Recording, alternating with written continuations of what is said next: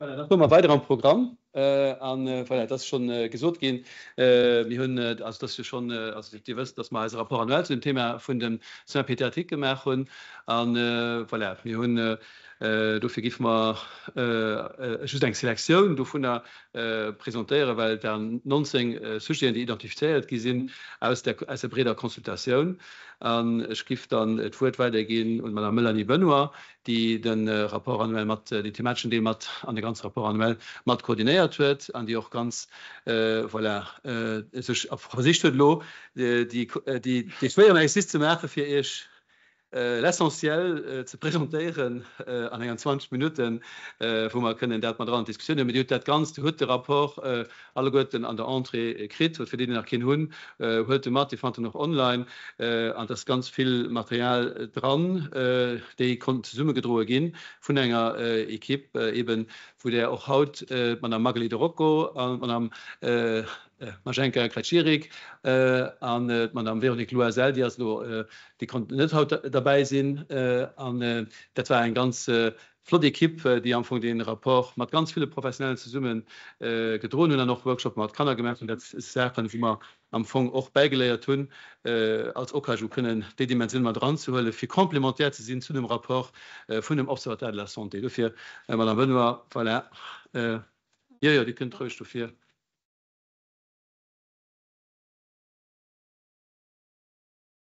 Moyen le Goer. Also ich bin dann seit August Assistant à la Direction beim Okaju und ich hatte dann die Chance auch direkt mit an den Rapport annuell zu kommen und ich stelle nicht den Haut auf Französisch, wenn das okay ist. Donc voilà, nous avons présenté le rapport annuel de l'Okaju sur l'accès aux soins pédiatriques des enfants de 0 à 12 ans dans la Chambre de commerce en avril dernier. Beaucoup d'entre vous étaient présents, je reconnais certains visages. Je vais aujourd'hui faire un focus sur deux filières qu'on avait identifiées comme nécessitant d'être valorisées ou organisées de façon différente. Donc, il s'agira de la filière des enfants qui sont dans des situations précaires ou issus de l'immigration ou de l'asile, et aussi de la filière des enfants qui sont en danger. Voilà.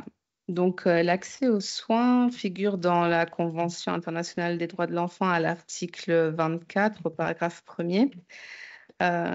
Donc, je cite, « Les États parties reconnaissent le droit de l'enfant de jouir du meilleur état de santé possible et de bénéficier de services médicaux et de rééducation. Ils s'efforcent de garantir qu'aucun enfant ne soit privé du droit d'avoir accès à ces services. » Donc, comme M. Schmitt l'a dit, nous avons tenté de donner écho aux différents points de vue des acteurs du système de santé luxembourgeois dans notre rapport pour dresser un tableau de la situation actuelle, non pas pour juger de la qualité des soins, on ne saurait pas le faire. Donc, on avait des entretiens avec des professionnels, des focus group, on a aussi fait des visites de terrain. Et on a essayé de recueillir les expériences des parents via une enquête en ligne qui a eu un grand succès. On a eu plus de 4000 réponses. Et puis, on a voulu donner aussi la voix aux enfants en leur proposant des workshops dans leurs écoles et aussi en proposant un concours de dessin en milieu hospitalier. On a donc, on en a ressorti 19 thématiques.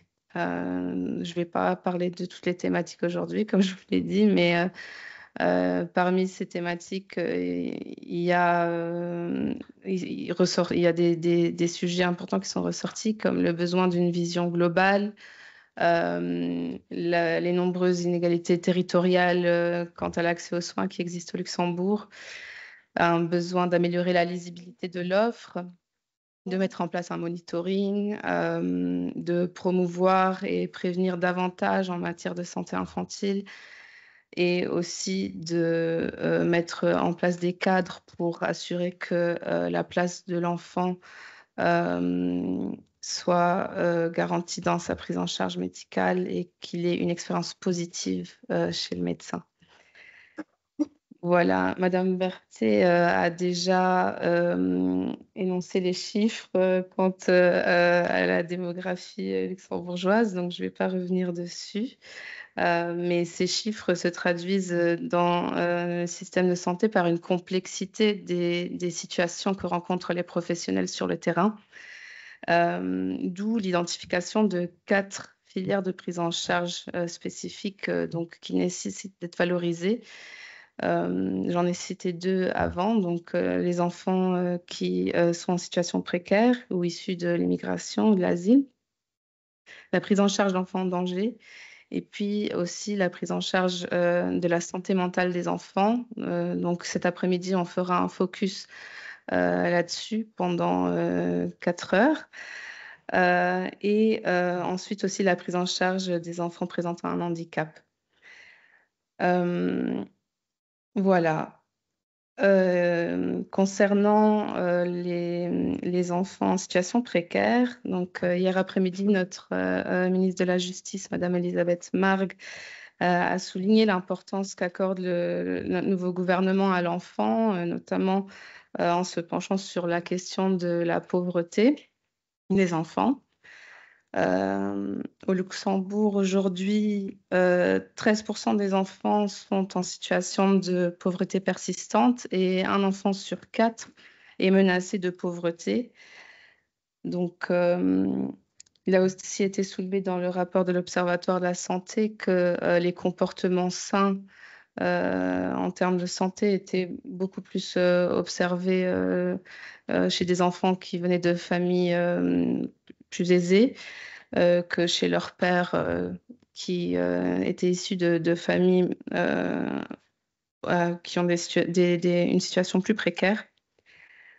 Donc, l'impact que cette précarité peut avoir sur l'accès aux soins de santé, l'OCAJU a pu le constater dans différents contextes. Donc, en ce qui concerne les enfants qui sont issus de l'exil ou de l'immigration, ils sont déjà beaucoup plus à risque d'avoir un état de santé diminué, dû notamment aux conditions difficiles de leur voyage pour certains, et puis ensuite aussi aux conditions de vie au Luxembourg dans les structures d'hébergement.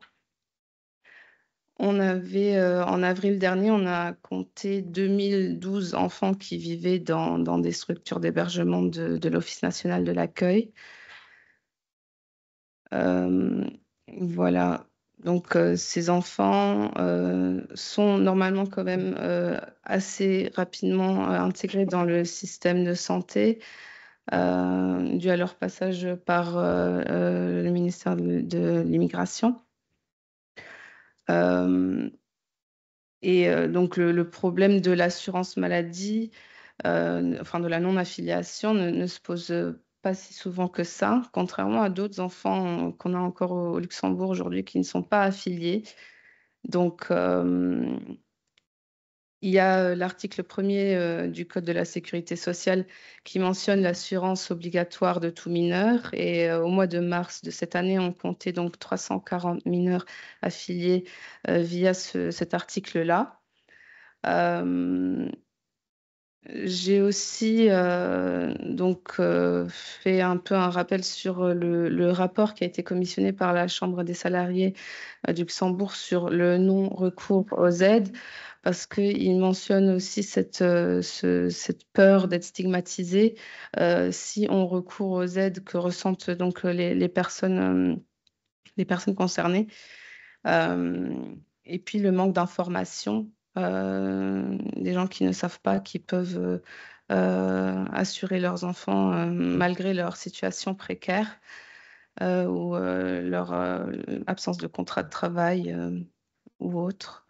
Donc, on a aussi eu par écho des professionnels qui a des situations où des soins n'ont pu être administrés que beaucoup trop tard à cause de la honte qui est liée à cette incapacité de pouvoir survenir aux besoins de santé de leurs enfants. Donc, la semaine dernière, j'étais chez le dentiste avec ma fille et j'ai donc pu remarquer avec plaisir que le paiement immédiat direct est en place.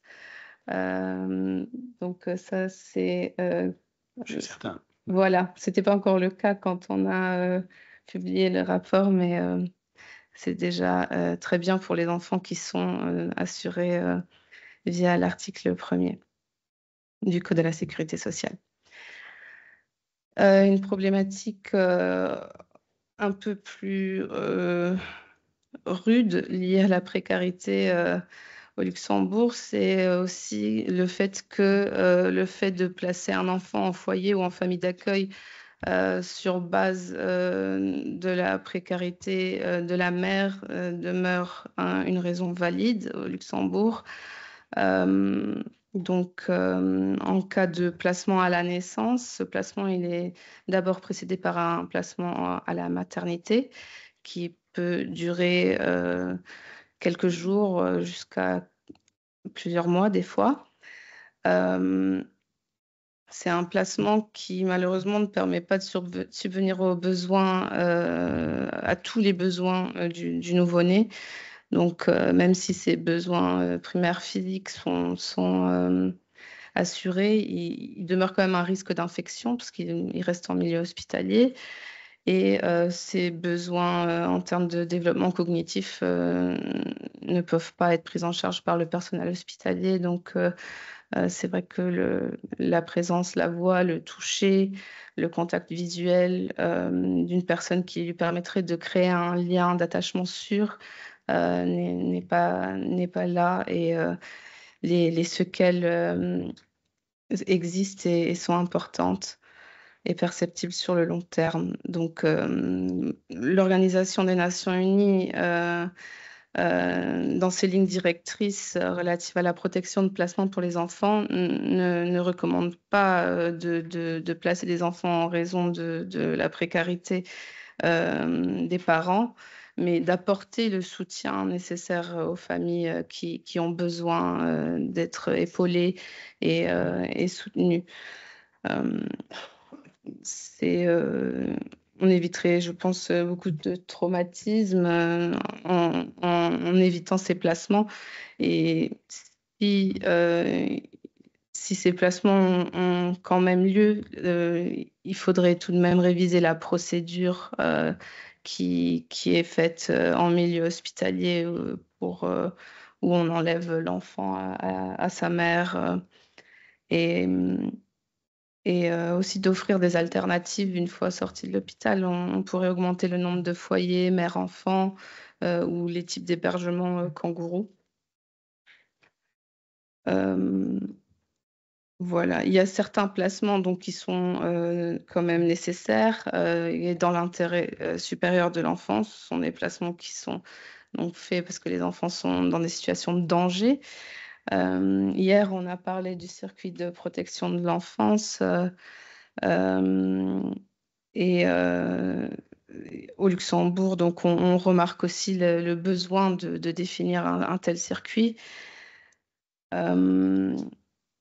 Il peut souvent commencer à l'hôpital. C'est un bon endroit pour capter ces enfants en danger. C'est un endroit où on peut aussi leur apporter la sécurité dont ils ont besoin en premier lieu.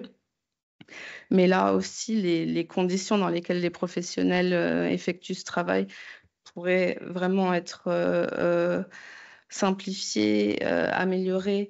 Parce qu'en ce moment, on est quand même encore face à une absence de procédure, les concepts de protection qui ne sont pas en place.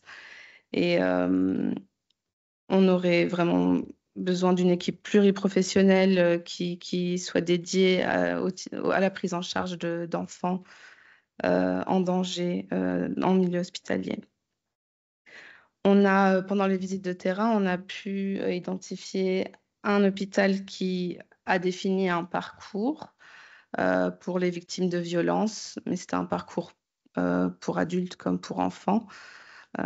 C'était quand même déjà une avancée par rapport aux autres hôpitaux qui n'avaient rien de vraiment défini, mais qui travaillaient dans leur équipe selon les disponibilités. Pour donc minimiser le traumatisme de ces enfants qui arrivent à l'hôpital et qui ont subi des violences ou potentiellement subi des violences, l'OCAJO recommandait de simplifier le parcours, de mettre à disposition aussi les kits viol en milieu hospitalier pour que les médecins puissent faire les prélèvements sans attendre l'ordonnance d'un juge et sans attendre que la police dépose le kit et soit présente aussi pendant toute cette intervention qui, pour l'enfant, renforce un petit peu c'est une situation de stress qui est donc amplifiée par ces procédures. Il y a quelques exemples à l'étranger qu'on a relevés dans notre rapport, comme le Barnhouse qui existe en Islande depuis 1998 et qui est d'ailleurs intégré dans la stratégie européenne des droits de l'enfant qui va jusqu'à 2027. Donc, il s'agirait de centraliser une équipe ou d'avoir plusieurs équipes pluriprofessionnelles qui puissent à un endroit donner à l'enfant les soins dont il a besoin, prendre en charge aussi l'aspect psychologique et ainsi avoir aussi un lien avec le système judiciaire pour que l'enfant puisse être pris en charge sur une place par tous les professionnels nécessaires. En Belgique, il y a le centre de prise en charge des violences sexuelles et violences multiples aussi, qui peut servir d'exemple. Et sur une base un peu différente, dans les pays germanophones, il y a des Kinderschutzgruppen qui doivent être présents dans tous les milieux hospitaliers et qui donc interviennent ensemble dès qu'un cas se manifeste. Voilà. Je pense qu'en conclusion, il y a un besoin d'accompagnement des familles aussi en amont, donc pour prévenir, informer et soutenir les familles pour éviter que de telles situations se produisent d'abord, et puis aussi un besoin de renforcement des équipes sur le terrain par la création de, voilà, comme j'ai dit, des cellules pluriprofessionnelles, des parcours dédiés qui sont basés sur des concepts qui existent déjà ailleurs. Voilà. Donc, si quelqu'un a encore besoin d'un exemplaire du rapport, on en a. Il est long mais très intéressant et je vous invite tous à le lire. Merci beaucoup. Voilà. Merci beaucoup.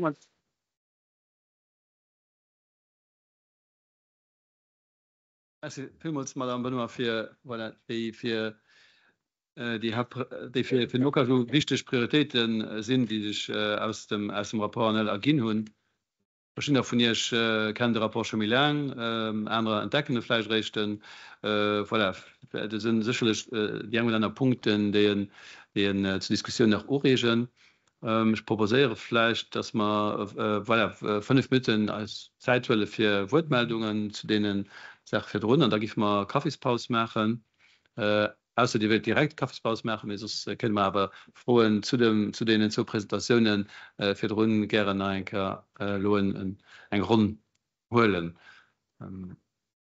Das also wann du eine Wortmeldung aus froh Ich meine, als Kannerrecht ist es wichtig, dass die ganz Prozeduren natürlich Mathe professionellen aus der Sicht Perspektiv vom Kant geholt wird. Dafür ist auch die Schacht von der Kanner am Milieu hospitalier so wichtig, dass in der immer im Ajour halt immer guckt, der T-Staat an alle Strukturen, aber eben auch am Bereich vom extra hospitalier ist eigentlich wichtig. Dafür wäre es ja flott, wenn in enges Ders eng Schacht national hat von den Kannerrechte am Bereich von der Gesundheit an das etwas, wo sowohl am Hospitalier wie am extra hospitalier eigentlich notwendig ist, weil ganz viel auch ambulant geschieht an sich dieselbe oder ähnlich vor sich können stellen. Ja, vielleicht nicht direkt so viel Wortmeldungen wie ich gesehen. Dann gebe ich Merci so an den Interventionen von heute Morgen, von diesem Blog. An ich invitieren ein Glas Kaffee zu holen, dann wir giffen dann gucken relativ an einer Viertelstunde weiterzufahren. Vielmals merci.